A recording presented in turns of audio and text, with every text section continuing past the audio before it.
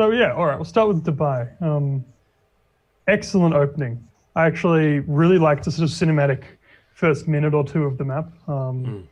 Like the cutscene leading up to it. The cutscenes are absolutely excellent this time. I'm one of the few that really liked the Hitman 2's cutscenes, but these ones are a step up. Lots of excellent use of music and framing of the shots. And leading into the first mission, I really felt like I just parachuted out of an airplane and landing on the side of a building. It was really cool, and I'm amazed that he could land on such a small area, like this tiny little metal bar sticking out the side of this place. It's quite impressive. Good job, 47.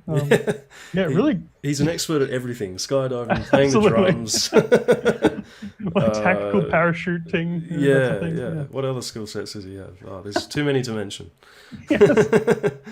No, absolutely, yeah. So he's I really like the music in the opening because it was sort of a timed. Like the music was timed to when you did certain actions, like jump off little ledges and stuff. If you noticed that, it's quite good.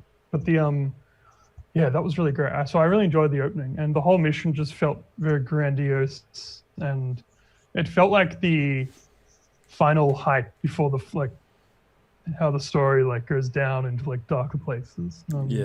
Felt very grand and very encapsulated the feeling of the modern Hitman games. It's like him at the height of his career doing the most dangerous, amazing stuff he's ever done. Dangerous stunts. Absolutely loved it. Level design was great. It felt sort of like an advanced version of the Bank to me. It was all one build, but extremely well utilized spaces. And I found it tricky. I actually found it quite difficult the first time. So did I actually. I 100% agree with everything you just stated. Touching on the grandiosity of the level, and obviously they took a lot of inspiration from one of the Mission Impossible movies. I think Mission Impossible Fallout, First Protocol. One of them was in Dubai. And one of them were parachuted from an airplane. I think both of those. and he Tom Cruise as Ethan Hunt climbed on the external the Burj windows. Khalifa, wasn't it? The Burj Khalifa. It was amazing. So obviously IO were greatly inspired by spy films such as Mission Impossible, and obviously Bond, and that's been a very prominent theme throughout this whole trilogy, particularly in Hitman 1 and Hitman 2. And I agree with you in that Dubai kind of was the apex of that theme. And then it was really interesting because everything after that kind of took a 360-degree turn and just went straight down into darker themes, and really kind of took the series, or the final section of the trilogy, back to the darker roots of contracts. The Hitman very franchise. Much like Contract. Very much like Contracts. Definitely. That more kind of sinister and brooding atmosphere.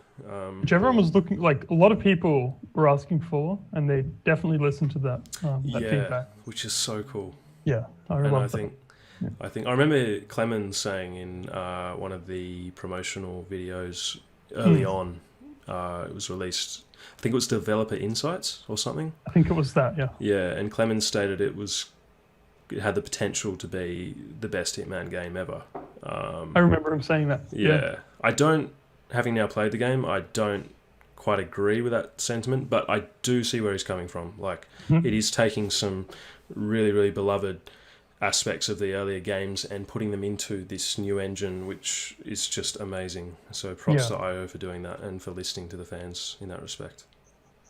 Completely agree. And I think, especially if you take the fact that they ported Hitman 1 and 2 into this game, and you have Hitman 3 now, in many respects, if you consider that as a package, I can see where it's coming from as the best Hitman game ever. Oh yeah. Oh, sorry, I was speaking. If you think of Justice 3, I'm not sure what the context of his. I interpreted it as just being Hitman 3, but definitely. If you speak about if you speak in the context of the entire trilogy, it's definitely got the potential to be the best game in the series as an overall game. Yeah, definitely. Yeah. That was Dubai thoughts. Good. More. Unless you had something else to say. I was just going to briefly say, when you mentioned that it was challenging, I did when I was trying to work out an essay, a suit only silent assassin route on master difficulty. Oh man, I was really struggling. I'm not gonna lie, I hadn't unlocked some of the shortcuts yet. So I think had I had those unlocked, it would have been a lot easier. Being able to access the penthouse and the helipad area with those ladders that you can drop down. Those shortcuts are very helpful, actually. Yeah. But I can't imagine routing without them. That's impressive. Yeah. How did you pull it off? I pulled it off in the end, but there was a lot of failure. It took me about 3 hours just to get it. So, Good job, though. I don't think I've done any suit-onlys yet, suit-only silent assassins. I have some vague memory of maybe trying it in Dartmoor before I did the progress transfer, but I'm not sure. So, yeah, great. Good work. Yeah. Oh, thanks.